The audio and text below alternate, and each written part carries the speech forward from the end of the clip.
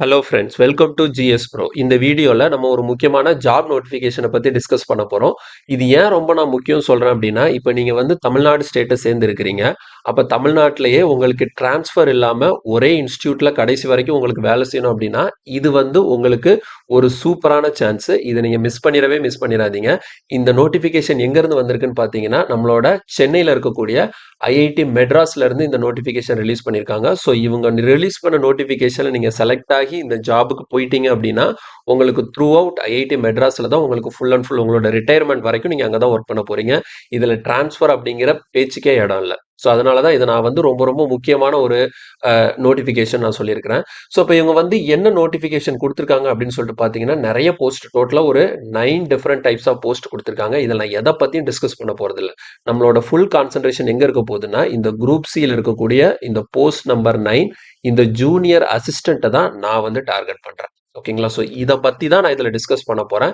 வேற எந்த போஸ்ட்டும் நமக்கு தேவையில்லை. ஏன்னா மற்ற எந்த போஸ்ட்டையும் நான் எதுக்காக சொல்லலை அப்படின்னா, இது எல்லாமே பெரிய போஸ்ட்டு அண்ட் இதுக்கு வந்து எக்ஸ்பீரியன்ஸ் கேட்டிருக்கிறாங்க. ஸோ ஆல்ரெடி நீங்கள் வந்து ஏதாவது வேலை செஞ்சு எக்ஸ்பீரியன்ஸ் இருந்தால் மட்டும்தான் இந்த மேலே இருக்கக்கூடிய 8 போஸ்ட்டுக்கு அப்ளை பண்ண முடியும். அதர்வைஸ் இந்த ஜூனியர் அசிஸ்டண்ட்டுக்கு எந்த எக்ஸ்பீரியன்ஸும் தேவையில்லை. இப்போ தான் நீங்கள் காலேஜ் முடிச்சிருக்கீங்க, கவர்மெண்ட் எக்ஸாம்ஸ்க்கு ப்ரிப்பேர் பண்ணிட்டு இருக்கீங்க அப்படின்னா, உங்களுக்கு சூட்டபிளான போஸ்ட் அப்படிங்கிறது இந்த ஜூனியர் அசிஸ்டன்ட் போஸ்ட் தான். அதனால் அதை பற்றி மட்டும் பேசுவோம் நம்ம. இப்போ வழக்கமாக நம்ம கிட்ட இப்போ நீங்கள் நம்ம சேனலை ஃபாலோ பண்ணுற ஸ்டூடெண்ட்டாக இருந்தீங்கன்னா, நீங்கள் ஒன்று எஸ்எஸ்சி, ஆர்ஆர்பி இல்லைனா வேறு ஏதாவது கவர்மெண்ட் எக்ஸாம்ஸ்க்கு ப்ரிப்பேர் பண்ணிட்டு இருப்பீங்க. ஓகேங்களா? ஸோ ஆல்ரெடி வேலையிலேருந்து ப்ரிப்பேர் பண்ணுறவங்களுக்கு வந்து ஏற்கனவே அவங்களுக்கு வேலை அடித்ததுனால அவங்களுக்கு என்ன மாதிரி ப்ரிப்பேர் பண்ணணும் அது எல்லாமே தெரிஞ்சிருக்கும். ஸோ அவங்களுக்கு இதை பற்றின அவேர்னஸ் தெளிவாக இருக்கும். ஸோ அவேர்னஸ் இல்லாமல் இருக்கிறவங்கன்னு பார்த்தீங்கன்னா, இப்போ புதுசாக வேலை தேடுறவங்களுக்கு இதில் என்ன கொடுத்துருக்குறாங்கிறத நான் தெளிவாக எக்ஸ்பிளைன் பண்ணுறேன். இப்போ இந்த இடத்துல இந்த ஜூனியர் அசிஸ்டன்ட் அப்படிங்கிற இந்த போஸ்ட்டுக்கு பார்த்தீங்கன்னா, இவங்க கொடுத்துருக்கக்கூடிய ஏஜ் லிமிட் வந்து 27 இயர்ஸ் கொடுத்துருக்குறாங்க. அப்பர் ஏஜ் லிமிட், அதாவது நீங்கள் வந்து யூஆர் கேட்டகரியாக இருந்தீங்கன்னா, ஓகேங்களா, ஜென்ரல் கேட்டகரியா இருந்தீங்கன்னா உங்களுக்கு 27 வயசு வரைக்கும் இந்த போஸ்ட்டுக்கு நீங்க அப்ளை பண்ணலாம். அதுவே நீங்க வந்து ஓபிசியா இருந்தீங்கன்னா 27+3, ஓகேங்களா, ஓபிசியா இருந்தீங்கன்னா உங்களால 30 வயசு வரைக்கும் அப்ளை பண்ண முடியும். அதுவே எஸ்சி எஸ்டியா இருந்தீங்கன்னா 27+5 உங்களால 32 வயசு வரைக்கும் அப்ளை பண்ண முடியும். ஸோ டோட்டலா இதுக்கான வேகன்சின்னு பார்த்தீங்கன்னா மொத்தம் 12 வேகன்சி கொடுத்துருக்காங்க. இந்த 12 வேகன்சி வந்து எப்படி பிரேக் ஆயிருக்குன்னா, யூஆருக்கு 4 போஸ்ட் அண்ட் இடபிள்யூஎஸ்க்கு 2 போஸ்ட், ஓபிசிக்கு 5 போஸ்ட் அண்ட் எஸ்சிக்கு 1 போஸ்ட், எஸ்டிக்கு எந்த போஸ்ட்டுமே இல்லை. ஓகேங்களா? ஸோ நீங்கள் எஸ்டி கேட்டகரியாக இருந்தீங்கன்னா நீங்கள் ஆஸ் யூஷுவல் ஜென்ரலில் தான் போட்டி போடுற மாதிரி இருக்கும். அதர்வைஸ் நீங்கள் இடபிள்யூஎஸ், ஓபிசி, எஸ்சி இவங்க எல்லாருக்குமே போஸ்ட்ஸ் வந்து இருக்கு. ஸோ எஸ்டியாக இருந்தால் அப்ளை பண்ண முடியாதுன்னு நான் சொல்லலை. நீங்கள் வந்து யூஆருக்கு காம்பீட் பண்ணலாம். யூஆரில் நமக்கு 4 போஸ்ட் இருக்கு. ஓகே, நெக்ஸ்ட் சேலரி பார்த்தீங்கன்னா, இங்கே வந்து நமக்கு 7th சிபிசி படி இந்த போஸ்ட்டுக்கு லெவல் 3 பே மேட்ரிக்ஸ் ஃபிக்ஸ் பண்ணியிருக்காங்க. ஓகேங்களா? ஸோ பே மேட்ரிக்ஸில் லெவல் த்ரீ அப்படின்னா நான் பொதுவாக சொல்லிடுறேன், நீங்கள் எஸ்எஸ்சி சிஹெச்எஸ்எல்ல எழுதி ஒரு வேலை வாங்குறீங்கன்னா உங்களுக்கு பே லெவல் 2 கிடைக்கும். அதை விட ஒரு லெவல் கூட தான். ஸோ அதை விட உங்களுக்கு சம்பளம் ஜாஸ்தியாக தான் கிடைக்கும். ஸோ உங்களோட போஸ்டிங் வந்து சென்னையிலே தான் இருக்க போகுது. சென்னையில் இருக்கக்கூடிய ஐஐடி கேம்பஸ்குள்ளே தான் உங்களுக்கு வேலை இருக்க போகுது. ஸோ ரொம்ப ரொம்ப சூப்பரான ஒரு கேம்பஸ், ரொம்ப ரொம்ப அருமையான ஒரு ஒர்க்காக இருக்கும். உங்களுக்கு ஒர்க்கு அந்த ஜாப் நேச்சரே வந்து ரொம்ப சூப்பராக இருக்கும். நீங்கள் வந்து நார்மலாக பார்க்கக்கூடாது ஒரு அட்மினிஸ்ட்ரேஷன் லெவல் ஒர்க்கு தான். ஓகேங்களா? ஸோ இதுக்கு உங்களுக்கு இன்ஹேண்ட் சேலரி அரௌண்ட் 40K கிடைக்கும். ஓகேங்களா? ஸோ அரௌண்ட் 40,000 வரைக்கும் இதில் வந்து உங்களுக்கு சம்பளம் கிடைக்கும். ஸோ இப்போ அடுத்த வந்து 8th பே கமிஷன் வந்து அவங்க வந்து அதுக்கு வந்து கமிட்டி போட்டாங்க. ஸோ அதனால இன்னும் ஒரு 1 or 1.5 இயரில் 8th பே கமிஷன் வந்ததுக்கப்புறம் இந்த சேலரி வந்து உங்களுக்கு இன்னும் கூட இன்க்ரீஸ் ஆகும். ஸோ ரொம்ப ரொம்ப இம்பார்ட்டண்ட்டான நோட்டிஃபிகேஷன் இது. இந்த ஜூனியர் அசிஸ்டன்ட் நீங்கள் எஸ்எஸ்சி, ஆர்ஆர்பி எக்ஸாம்ஸ்க்கு ப்ரிப்பேர் பண்ணுறீங்க அப்படின்னா இதுலேயும் ஒரு கண் வச்சுக்கோங்க. முக்கியமாக எஸ்எஸ்சிக்கு ப்ரிப்பேர் பண்ணுறீங்க அப்படின்னா இதில் தெளிவாக கண் வச்சுக்கோங்க. நீங்கள் ஆர்ஆர்பி ப்ரிப்பேர் பண்ணிட்டு இருந்தா கூட உங்களுக்கு வந்து இங்கிலீஷை நீங்கள் படிச்சிருக்க மாட்டீங்க. ஆனால் கண்டிப்பாக இந்த இந்த ரெக்ரூட்மெண்ட்டில் வந்து கண்டிப்பாக இங்கிலீஷ் அப்படிங்கிறது ஒன்று இருக்க தான் போகுது. அப்போ நீங்கள் ஆர்ஆர்பி மட்டும்தான் என்னோட நோக்கம் அப்படின்னு இருந்ததுன்னா, ஸோ உங்களுக்கு இங்கிலீஷை நீங்கள் வந்து இது வரைக்கும் படித்ததே இல்லை அப்படின்னா உங்களுக்கு அந்த இடத்துல இங்கிலீஷ் மட்டும் படிக்கிற மாதிரி இருக்கும். அதர்வைஸ் நான் எஸ்எஸ்சிக்கு ப்ரிப்பேர் பண்ணிட்டு இருக்கேன் அப்படின்னா நீங்கள் already English, reasoning, GK, maths எல்லாமே ப்ரிப்பேர் பண்ணுவீங்க. ஸோ இதுல இருந்து தான் நமக்கு இங்கேயும் இந்த எக்ஸாம் இருக்க போகுது. அதனால எஸ்எஸ்சி ஸ்டூடெண்ட்டுக்கு நீங்க புதுசா எதுவும் படிக்க தேவையில்ல. உங்களோட ப்ரிப்பரேஷனை நீங்க அப்படியே பண்ணிட்டே இருந்தா போதும். ஜஸ்ட் இந்த எக்ஸாமுக்கு அப்ளை பண்ணி இதுக்கு வந்து அந்த எக்ஸாம் வைக்கிறப்ப அந்த எக்ஸாம் போய் அட்டன் பண்ணா மட்டும் போதும். வேற எதுவுமே பண்ண தேவையில்ல. வேற இதுல என்ன டீட்டெயில் பார்க்கணும் அப்படின்னு சொல்லிட்டு பாத்தீங்கன்னா, இதுக்கான ஆன்லைன் அப்ளிகேஷன் வந்து ஆல்ரெடி 27th ஸ்டார்ட் ஆயிடுச்சு.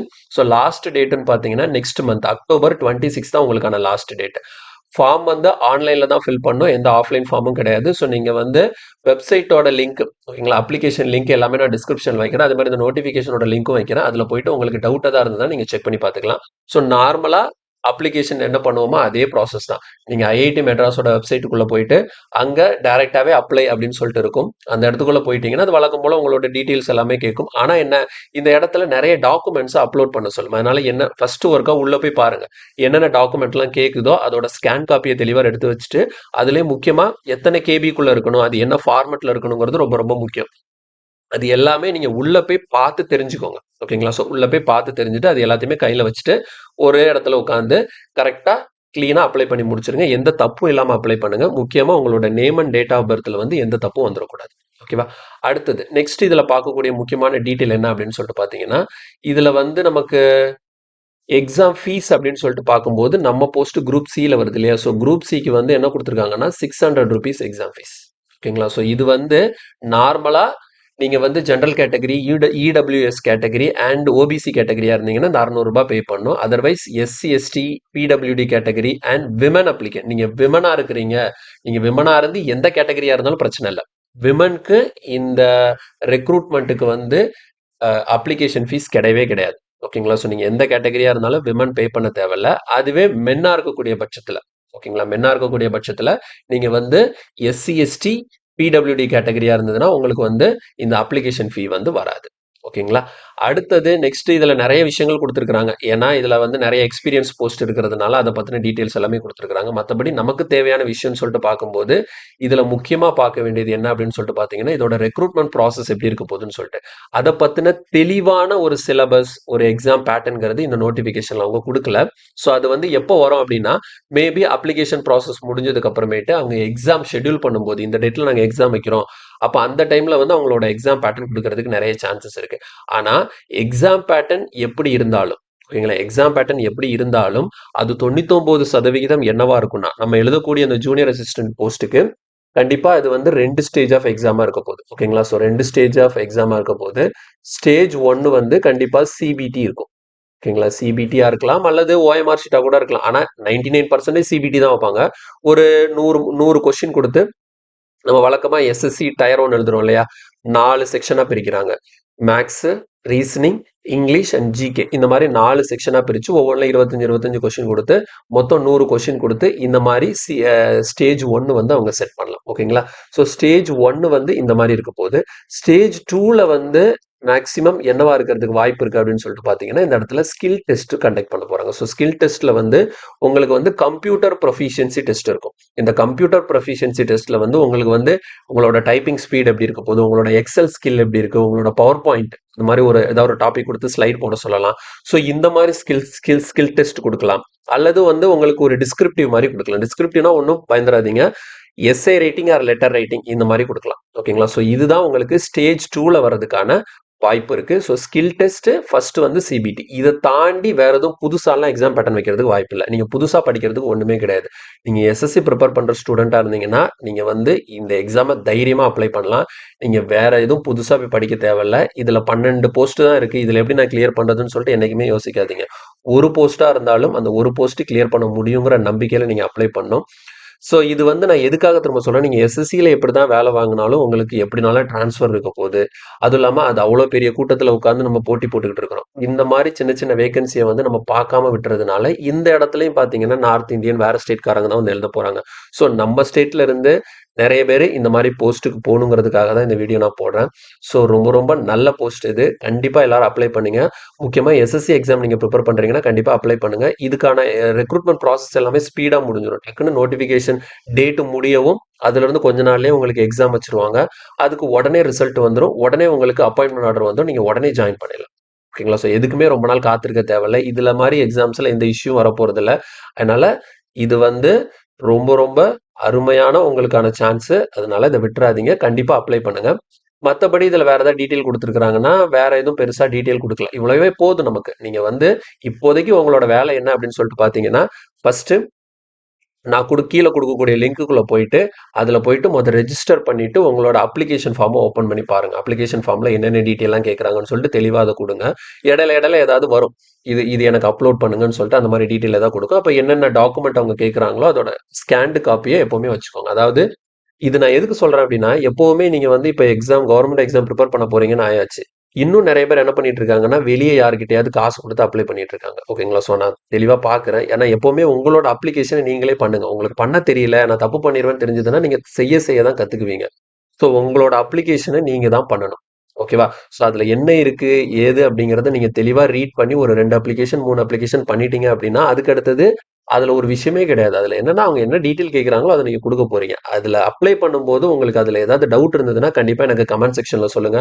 அல்லது நம்ம டெலிகிராம் குரூப் இருக்கு. அந்த டெலிகிராம் குரூப்ல நீங்க கொஸ்டினை ரைஸ் பண்ணுங்க. நான் கண்டிப்பா உங்களுக்கு அசிஸ்ட் பண்றேன். ஓகேங்களா? அதனால மறக்காம கண்டிப்பா இந்த ஜூனியர் அசிஸ்டன்ட் போஸ்ட்டுக்கு நீங்க அப்ளை பண்ணிடுங்க. அதர்வைஸ் நீங்க ஆல்ரெடி ஜாப்ல இருக்கிறவங்க யாராவது பார்த்துட்டு இருந்தீங்க அப்படின்னா உங்களோட எக்ஸ்பீரியன்ஸ் லெவலை பொறுத்து இந்த இடத்துல நீங்க மற்ற போஸ்ட்டுக்கு வந்து ஃபிட்டா இருக்கிறீங்கன்னா அதுக்கு கூட நீங்க அப்ளை பண்ணிக்கலாம். ஸோ எல்லாத்துக்கான எலிஜிபிலிட்டி டீட்டெயிலும் இங்க கீழே கொடுத்துருக்காங்க. இப்போ நமக்கு வந்து இந்த ஜூனியர் அசிஸ்டன்ட்டுக்கு என்ன எலிஜிபிலிட்டி கொடுத்துருக்காங்கன்னு பார்த்தீங்கன்னா தெளிவாக கவனிச்சுக்கோங்க. இது ரொம்ப ரொம்ப முக்கியம். Bachelor degree in arts and science or humanities including commerce. ஓகேவா? ஸோ இதில் அவங்க தெளிவாக சொல்லிட்டாங்க, உங்களுக்கு வந்து ஒரு பேச்சுலர் டிகிரி இருக்கணும். ஆனால் அது வந்து ஆர்ட் அண்ட் சயின்ஸாக தான் இருக்கணும். அப்போ ஆர்ட் அண்ட் சயின்ஸ்னா என்னது? நீங்கள் பிஏ பிஎஸ்சி படிச்சிருக்கலாம். அதே மாதிரி பிகாமும் படிச்சிருக்கலாம். பிஏ பிஎஸ்சி பிகாம் படிச்சிருந்திருக்கணும். அட் த சேம் டைம் உங்களுக்கு வந்து உங்களோட மார்க் வந்து மினிமம் 60% இருக்கணும், அல்லது அதுக்கு ஈக்குவலண்ட் சிஜிபிஏ இருக்கணும். ஸோ சிஜிபிஏன்னு பார்க்கும்போது உங்களுக்கு 10க்கு 6க்கு மேலே இருக்கணும். அதே பர்சன்டேஜா பார்த்தீங்கன்னா 60% ஆஃப் மார்க் வந்து நீங்க ஸ்கோர் பண்ணியிருக்கணும் with knowledge of computer operation. இந்த கம்ப்யூட்டர் ஆப்ரேஷன் எதுக்காக கேட்குறாங்கன்னா, இதை வச்சு தான் அவங்க வந்து கம்ப்யூட்டர் அந்த ஸ்கில் டெஸ்ட் வைப்பாங்க. ஓகேங்களா? கம்ப்யூட்டர் ப்ரொஃபிஷியன்சி டெஸ்ட் வந்து நீங்க கிளியர் பண்ணணும். அதுல பேசிக்கான விஷயங்கள் தான் இருக்க போது, நார்மல் எம்எஸ் ஆஃபீஸ் தெரிஞ்சா போதும். ஓகேவா? அப்போ இதுல வந்து இன்னொரு கொஸ்டின் வரும். அப்போ நான் வந்து இன்ஜினியரிங் முடிச்சிருக்கேன், நான் அப்ளை பண்ண முடியாதான்னு கேட்டீங்கன்னா, ஆமா, இன்ஜினியரிங் படிச்சவங்க இதுக்கு எலிஜிபிலிட்டி இல்லை. ஓகேவா? ஸோ இன்ஜினியரிங் நீங்க முடிச்சிருக்கீங்கன்னா இந்த எக்ஸாம் அப்ளை பண்ண முடியாது. இது only for art and science student and commerce student. So நீங்க ஆர்ட் அண்ட் சயின்ஸ் படிச்சிருக்கீங்க அல்லது காமர்ஸ் பிகாம் படிச்சிருக்கீங்க அப்படின்னா உங்களுக்கு இது நல்ல சான்ஸ். ஏன்னா எஸ்எஸ்சி எக்ஸாமை பொறுத்த வரைக்கும் அந்த எக்ஸாம் எழுத வர்றவங்களில் 50%க்கும் மேலே இன்ஜினியரிங் கிராஜுவேட்ஸ். அதை நீங்க தெளிவாக புரிஞ்சுக்கணும். ஸோ அதில் கிளியர் பண்ணுறதும் பார்த்தீங்கன்னா அவங்க தான் கிளியர் பண்ணுவாங்க. ஏன்னா இன்ஜினியரிங் கிராஜுவேட்ஸ்க்கு வந்து அவங்க வந்து மேக்ஸில் ஸ்ட்ராங்காக இருப்பாங்க. அப்படிங்கிற பட்சத்தில் அவங்க வந்து அந்த இடத்துல உங்களை விட இந்த ஆர்ட்ஸ் அண்ட் சயின்ஸ் படித்தவங்களில் வந்து இப்போ பிஎஸ்சி மேக்ஸ் படித்தவங்களுக்கு மேக்ஸ் நல்லா வரும். மற்றபடி இப்போ ஹிஸ்ட்ரி நான் படிச்சிருக்கிறேன், இல்லை ஃபிசிக்ஸ் கெமிஸ்ட்ரி அந்த மாதிரி எடுத்து படிச்சிருக்கேன் அப்படின்னா அவங்களுக்கு வந்து மேக்ஸில் அந்த அளவுக்கு காலேஜில் படிச்சிருக்க மாட்டாங்க. அப்போ அவங்க வந்து இந்த எஸ்எஸ்சி மேக்ஸில் வந்து இன்னும் கொஞ்சம் கூட எக்ஸ்ட்ரா புதுசாக படிக்கிறதுக்கு எஃபோர்ட் போடுற மாதிரி இருக்கும். அப்போ இன்ஜினியரிங் படித்தவங்க வந்து அதை ஈஸியாக கிளியர் பண்ணிடுவாங்க. இது வந்து நான் எல்லாருக்கும் பொதுவாக நான் சொல்கிறேன், காமனான ஒரு கருத்து இது. ஓகேங்களா? ஸோ வந்து நீங்கள் காலேஜ் வந்து பேச்சுலர் டிகிரி ஆர்ட் அண்ட் சயின்ஸில் படிச்சிருக்கீங்க அல்லது காமர்ஸ் படிச்சிருக்கீங்க அப்படின்னா இந்த இது வந்து நீங்கள் விட்டுறாதீங்க. இதை கண்டிப்பாக நீங்கள் அப்ளை பண்ணுங்கள். இதில் வேலை கிடைக்கிறதுக்கு நிறைய சான்சஸ் இருக்குது. ஏன்னா இதில் இன்ஜினியரிங் ஸ்டூடெண்ட் உங்களுக்கு காம்படிஷனுக்கு இல்லை. ஓகேவா? அதை நான் திரும்ப திரும்ப சொல்லிக்கிறேன். தெளிவாக பார்த்துக்கோங்க. இந்த இடத்துல இந்த நோட்டிஃபிகேஷனில் இங்கே இருக்கக்கூடிய இந்த எலிஜிபிலிட்டியை கவனமாக பார்த்துக்கணும். இன்ஜினியரிங் ஸ்டூடெண்ட்டை அப்ளை பண்ணணும்னு சொல்லிட்டு இதில் கொடுக்கல. இப்போ வந்து இன்ஜினியரிங் ஸ்டூடெண்ட் அப்ளை பண்ணலாம் அப்படின்னா இதில் ஜஸ்ட் அவங்க வந்து எனி பேச்சுலர் டிகிரின்னு கொடுத்துருந்துருக்கலாம். அப்படி கொடுக்காம வெறுமன art and science humanity including commerce அப்படின்னு சொல்லி கொடுக்குறாங்கன்னா இவங்க மட்டும்தான் eligible. Other students are not eligible to apply for this post. ஓகேவா? ஸோ நான் தெளிவாக புரிஞ்சிருக்கும் நான் நம்புறேன். இதை தாண்டியும் உங்களுக்கு வேற ஏதாவது டவுட் இருந்தது அப்படின்னா கண்டிப்பாக எனக்கு கமெண்ட்ல சொல்லுங்க, நான் உங்களுக்கு கிளியர் பண்ணுறேன்.